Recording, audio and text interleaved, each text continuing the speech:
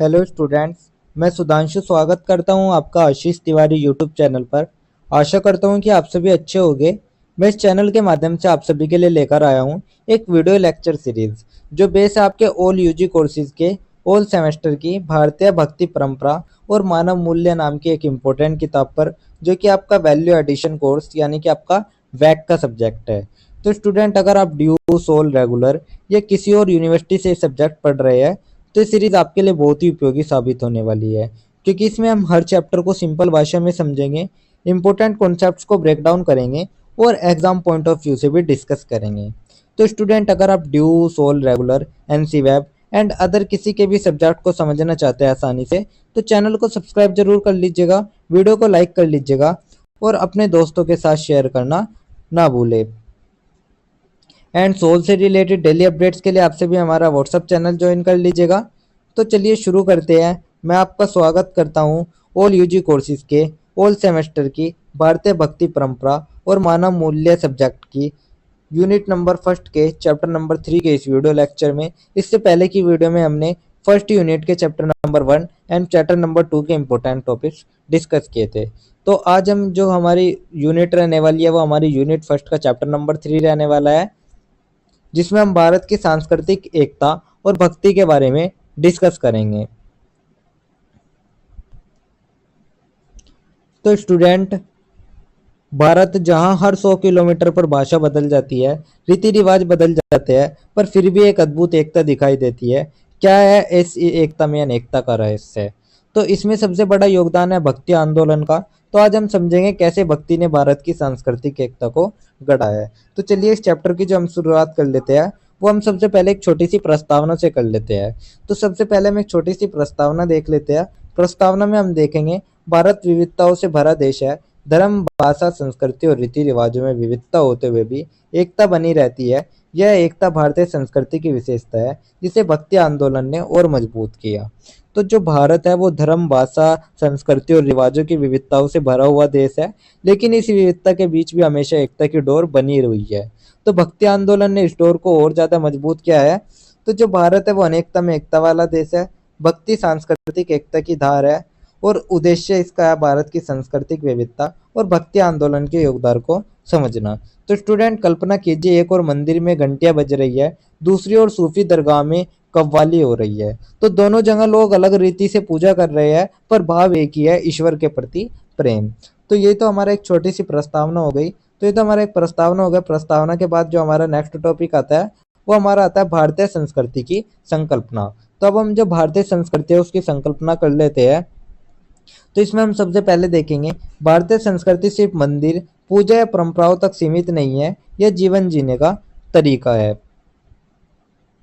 जिसमें धर्म, कला, नैतिकता, साहित्य और समाज के नियम सब आते हैं। तो जो भारतीय संस्कृति है वो सिर्फ मंदिरों या धार्मिक अनुष्ठानों तक ही सीमित नहीं है।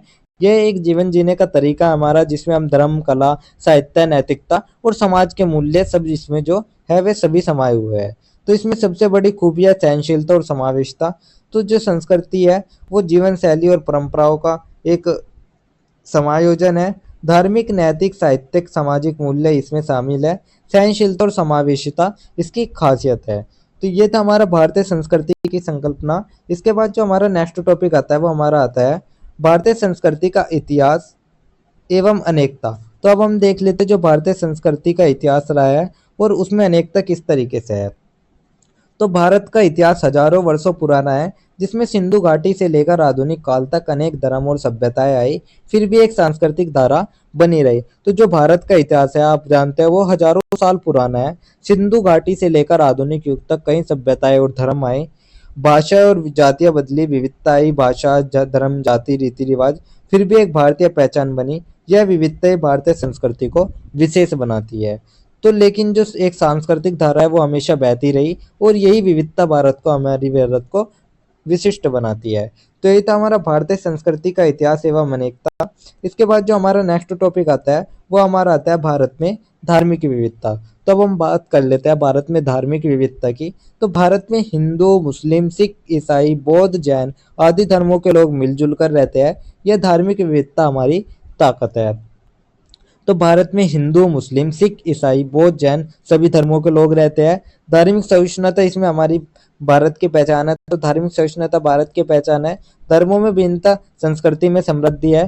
तो भक्ति ने सभी धर्मों को प्रेम का संदेश फैलाया। तो भक्ति ने सबको यही सिखाया कि ईश्वर के गए मार्ग अलग अलग हो सकते हैं।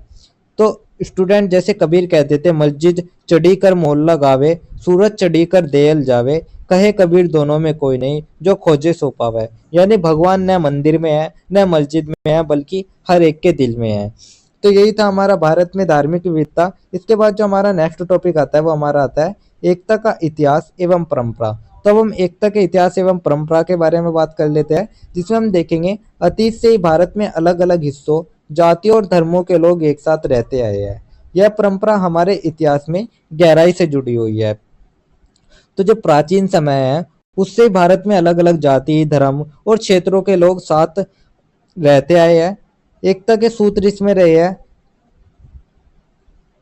प्रेम, करुणा, सहिष्णुत्व, ये सभी हमारे एकता के सूत्र है। तो जो सांस्कृतिक एकता है वो हमारी प्राचीन परंपरा है।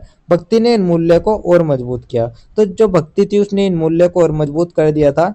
तो ये था हमारा एकता का इतिहास एवं परंपरा। इसके बाद जो हमारा नेक्स्ट टॉपिक आता है वो हमारा आता है भक्ति का स्वरूप को लेकर। तो अब हम भक्ति का स्वरूप देख लेते हैं, आखिर भक्ति का स्वरूप क्या है। भक्ति मतलब भगवान के प्रति प्रेम और समर्पण। यह केवल पूजा नहीं बल्कि मानव सेवा और समझता का भाव भी है। तो भक्ति का मतलब सिर्फ पूजा ही नहीं है, बल्कि भगवान के प्रति प्रेम और समर्पण, मानव सेवा और समाज में समानता, इस सब को भी भक्ति माना गया है। तो भक्ति प्रेम और समर्पण का समायोजन है। व्यक्ति और ईश्वर के बीच ये एक सीधा संबंध है।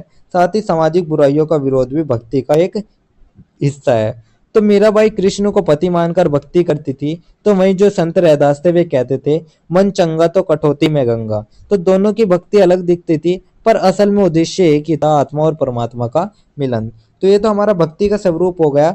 इसके बाद जो हमारा नेक्स्ट टॉपिक आता है वो हमारा आता है भारतीय भक्ति काल का उदय, स्वरूप और विशेषताएं। तो अब हम बात कर लेते हैं जो हमारा भारतीय भक्ति काल था उसका उदय किस तरीके से हुआ, उसका स्वरूप क्या था और उसकी विशेषताएं क्या थी।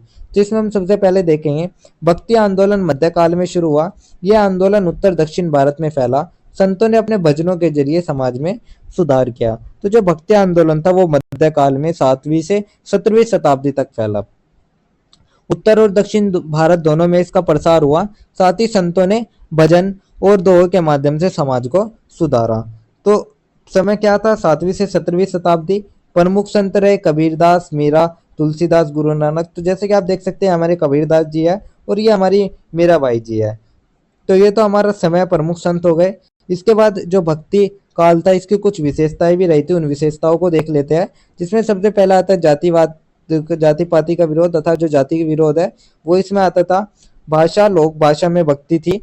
साथ ही सामाजिक सुधार, ये सभी इसकी विशेषताएं थी। तो यही था हमारा भारतीय भक्ति काल का उदय, स्वरूप और विशेषताएं। इसके बाद जो हमारा नेक्स्ट टॉपिक आता है वो हमारा आता है साहित्य, भारतीय सांस्कृतिक एकता और भक्ति मूल्य को लेकर। तो इसमें हम सबसे पहले देखें भक्ति काल का साहित्य। कबीर के दोहे, तुलसीदास की रामचरितमानस न केवल धार्मिक है बल्कि सामाजिक एकता और मानवता के मूल्य को भी बढ़ावा देती है। तो स्टूडेंट जो भक्ति काल का साहित्य रहा है वो कबीरदास के दोहे रहे हैं, तुलसीदास जी के रामचरितमानस रहे हैं। तो जैसे कि आप देख सकते हैं ये हमारे तुलसीदास जी है। तो ये सिर्फ धार्मिक ही नहीं थे बल्कि इनमें सामाजिक एकता, प्रेम, दया, सत्य, अहिंसा जैसे मूल्यों को भी ये सभी हमें सिखाते थे। तो जो साहित्य था वो भक्ति प्लस समाज सुधार का समायोजन था। साथ ही प्रेम, दया, सहिष्णुता, अहिंसा जैसे मूल्य हमें इसमें सिखाते थे। एकता और समानता का इसमें प्रचार था। तो स्टूडेंट कल्पना कीजिए एक गांव का निरक्षर किसान तुलसीदास की रामचरितमानस सुन रहा है और उससे जीवन का आदर्श सीख रहा है। तो यही साहित्य की शक्ति थी। तो यही था हमारा साहित्य, भारतीय सांस्कृतिक एकता और भक्ति मूल्य। इसके बाद जो हमारा नेक्स्ट टॉपिक आता है वो हमारा आता है सामाजिक जड़ता को तोड़ते हुए भक्ति का प्रतिरोधी स्वरूप। तो अब हम बात कर लेते हैं जो सामाजिक जड़ता है उसको तोड़ते हुए भक्ति का प्रतिरोधी स्वरूप किस तरीके से है। तो भक्ति आंदोलन ने पाखंड, जात पात, अंधविश्वास जैसे बुराइयों का विरोध किया। संतों ने समानता और मानवता की बात की। तो जो भक्ति आंदोलन था उसने पाखंड, जातिवाद और अंधविश्वास का विरोध किया। जो संत थे उन्होंने समानता और मानवता का संदेश दिया। साथ ही समाज में जागरूकता फैलाने का कार्य किया। तो भक्ति विरोध का माध्यम भी है। विरोध क्या कहता है? जातिवाद, पाखंड और कर्मकांड का। संतों की वाणी थी आत्मसम्मान और जागृति का स्रोत। तो स्टूडेंट, जब किसी मंदिर में दलितों को प्रवेश नहीं मिलता था, तो संत रैदास और कबीर जैसे संत कहते थे, ईश्वर सबका है, ऊंच नीच का नहीं। तो यही था हमारा सामाजिक जड़ता को तोड़ते हुए भक्ति का प्रतिरोधी स्वरूप। इसके बाद जो हमारा नेक्स्ट टॉपिक आता है वो हमारा आता है भारतीय संस्कृति एकता पर भक्ति का प्रभाव। तो अब हम भारतीय सांस्कृतिक एकता पर भक्ति का प्रभाव देख लेते हैं, क्या क्या प्रभाव रहा है। तो भक्ति आंदोलन ने भारत को सांस्कृतिक रूप से एकजुट किया। भाषा, धर्म, जाति के भेद को मिटाकर प्रेम और मानवता को बढ़ावा दिया। तो जो भक्ति आंदोलन था उसने पूरे भारत को जोड़ा, भाषा, धर्म, जाति के भेद मिटाए, प्रेम और मानवता को बढ़ावा दिया। साथ ही संतों ने साझा चेतना भी दी। तो देश भर के संतों ने साझा चेतना दी। आज भी भक्ति का अमर जनमानस में है। तो आज भी यह असर भक्ति की गंगा जमुनी तहजीब में हमें दिखता है। तो यही था हमारा भारतीय सांस्कृतिक एकता पर शक्ति का प्रभाव, भक्ति का प्रभाव। इसके बाद जो हमारा नेक्स्ट टॉपिक आता है वो हमारे एक छोटे से निष्कर्ष को लेकर आता है। तो अब हम पूरे चैप्टर का एक छोटा सा निष्कर्ष या एक छोटा सा सारांश देख लेते हैं, जिसमें हम देखते हैं भक्ति परंपरा ने भारत की सांस्कृतिक एकता को गहराई से प्रभावित किया। यह सिर्फ ईश्वर की भक्ति नहीं बल्कि मानवता की सेवा भी है। तो भक्ति परंपरा ने भारत की सांस्कृतिक गहराई को तो प्रभावित किया। साथ ही ये सिर्फ ईश्वर की भक्ति नहीं थी बल्कि मानवता की सेवा भी थी। भक्ति थी सामाजिक चेतना और सांस्कृतिक चेतना का एकता का समायोजन। संत साहित्य जन कल्याण का माध्यम बना। साथ ही आज के भारत में भी प्रासंगिक। तो आज भी भक्ति हमें सिखाती है एकता, समानता और भाईचारे की असली पूजा है। तो स्टूडेंट, ये था हमारा एक छोटा सा निष्कर्ष, जिसके साथ ही जो हमारा यूनिट नंबर फर्स्ट का चैप्टर नंबर 3 है ये कंप्लीट होता है। इसके बाद जो हमारा नेक्स्ट चैप्टर आता है वो हमारा यूनिट फर्स्ट का ही आता है, जो कि हमारा यूनिट फर्स्ट का लास्ट चैप्टर रहने वाला है, यूनिट फर्स्ट का चैप्टर नंबर 4, जिसमें हम भक्ति का अखिल भारतीय स्वरूप देखेंगे। तो स्टूडेंट, भारत एक विशाल देश है जहाँ अलग अलग भाषाएं, धर्म और परंपराएं हैं। लेकिन क्या आपने कभी सोचा है कि इतनी विविधता के बावजूद भारत हमेशा एक सूत्र में कैसे बंधा रहा? इन सब का सबसे बड़ा कारण है भक्ति आंदोलन, जिसने भारत को एक डोर में पिरोया था। तो चलिए इस चैप्टर की जो हम शुरुआत कर लेते हैं, वो सबसे पहले हम एक छोटी सी प्रस्तावना से कर लेते हैं। तो प्रस्तावना में हम देखेंगे, भारत एक विशाल देश है जहाँ कई धर्म, भाषाएं और संस्कृतियां है, फिर भी एकता का सूत्र है भक्ति। तो भारत एक विशाल और विविधताओं से भरा हुआ देश है, यहाँ अनेक धर्म, भाषाएं और संस्कृति है। भक्ति ने अलग अलग क्षेत्रों, वर्गों और लोगों को जोड़ने का काम किया है। लेकिन जो ये विविधता है, इसी विविधता के बीच जो एकता की धारा बह रही थी, वही थी भक्ति की धारा। तो यह केवल ईश्वर से प्रेम ही नहीं है बल्कि समाज में जागरूकता और परिवर्तन की प्रेरणा भी है। तो भक्ति ने समाज को सिर्फ ईश्वर के प्रति प्रेम नहीं सिखाया बल्कि जागरूकता और परिवर्तन की प्रेरणा भी उन्होंने दी। तो भारत में सामाजिक और सांस्कृतिक विविधता के बावजूद भक्ति ने एकता लाई। तो भारत सांस्कृतिक विविधता के बावजूद भी जो भक्ति थी उसने भारत में एकता स्थापित की। भक्ति केवल आध्यात्मिक ही नहीं थी बल्कि सामाजिक चेतना का एक माध्यम भी थी, और भक्ति साहित्य में स्थानीय संस्कृति का समावेशन भी हुआ। तो स्टूडेंट, कल्पना कीजिए दक्षिण भारत के एक मंदिर में आंडाल कृष्ण भक्ति के गीत गा रही है। उसी समय उत्तर भारत में तुलसीदास श्री रामचरितमानस लिख रहे हैं, और बंगाल में चैतन्य महाप्रभु हरिनाम संकीर्तन कर रहे हैं। तो तीनों अलग अलग जगह पर है, भाषा भी अलग है, पर भाव एक ही था, भक्ति और प्रेम। तो ये था हमारा एक छोटी सी प्रस्तावना। प्रस्तावना के बाद जो हमारा नेक्स्ट टॉपिक आता है वो हमारा आता है भक्ति का अखिल भारतीय स्वरूप। तो अब हम बात कर लेते हैं भक्ति के अखिल भारतीय स्वरूप के बारे में। तो भक्ति आंदोलन पूरे भारत में फैला। उत्तर में रामानंद, कबीर, तुलसीदास जैसे संत हुए, तो दक्षिण में आंडाल, अलवार, नामदेव और मीराबाई जैसी भक्त कवित्रियां।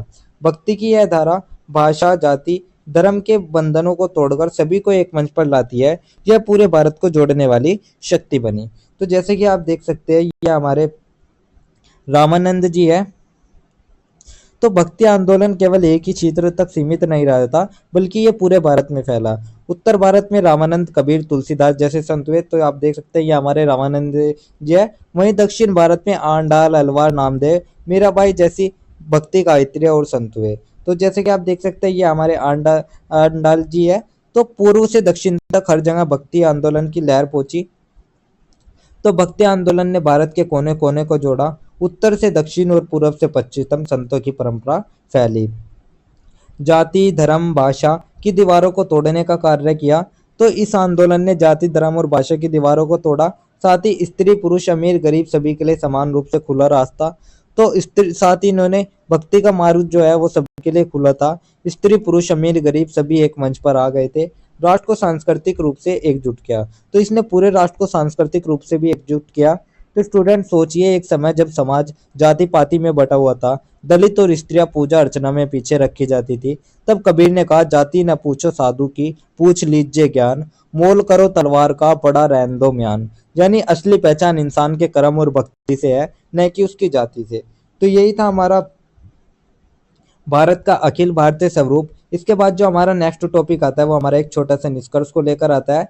तो अब हम पूरे चैप्टर का एक छोटा सा निष्कर्ष, एक छोटा सा सारांश देख लेते हैं, जिसमें हम देखते हैं भक्ति ने भारत को केवल धार्मिक दृष्टि से नहीं बल्कि सामाजिक और सांस्कृतिक रूप से भी जोड़ा। तो जो भक्ति आंदोलन था उसने भारत को सिर्फ धार्मिक दृष्टि से नहीं बल्कि सामाजिक और सांस्कृतिक दृष्टि से भी देखा। यह आंदोलन आज भी हमें एकता, समानता और भाईचारे का संदेश देता है। भारत की आत्मा में भक्ति की गूंज आज भी सुनाई देती है। तो ये आंदोलन जो है ये हमें एकता, समानता और भाईचारे का संदेश देती है।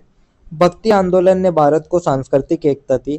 तो जो भक्त आंदोलन था, भक्ति ने ही सिखाया कि ईश्वर की सच्ची पूजा प्रेम, करुणा और मानवता में है। यह आज भी प्रासंगिक और मानव प्रेरणादायक है। तो यही कारण है कि भारत की आत्मा में आज भी शक्ति की जो गूंज है वो हमें सुनाई देती है। सामाजिक सुधार, समानता और मानवीय मूल्यों का साथ ही संदेश देती है। तो भक्ति सिर्फ भगवान तक पहुंचने का मार्ग ही नहीं थी बल्कि किसानों इंसानों को जोड़ने वाली डोर भी है। तो और यही डोर जो भारत है, ये भारत को अनेकता में एकता की पहचान भी देती है। तो यही था हमारा एक छोटा सा निष्कर्ष, जिसके साथ हमारे यूनिट नंबर फर्स्ट का चैप्टर नंबर 4 भी कंप्लीट होता है। तो यही था हमारा यूनिट फर्स्ट, क्योंकि यूनिट फर्स्ट में हमारी टोटल 4 ही चैप्टर थे जो कि मैंने आपको एक्सप्लेन कर दिया है। तो ये थी आपकी फर्स्ट यूनिट, जिसके इंपॉर्टेंट टॉपिक्स मैंने आपको शॉर्ट्स में एक्सप्लेन कर दिया है। अगर किसी स्टूडेंट को ये पीडीएफ या नोट्स चाहिए होंगे तो आप हमारे टेलीग्राम चैनल को ज्वाइन कर लीजिएगा, वहाँ आपको ये पीडीएफ या नोट्स मिल जाएंगे। एंड अगर किसी भी स्टूडेंट का किसी भी तरह का कोई डाउट या किसी भी तरह का कोई क्वेरी होती है तो आप हमारे कमेंट सेक्शन में या फिर हमारे इंस्टा पेज को फॉलो करके भी पूछ सकते हैं। डेली अपडेट्स के लिए आप सभी हमारा व्हाट्सअप चैनल फॉलो कर लीजिएगा।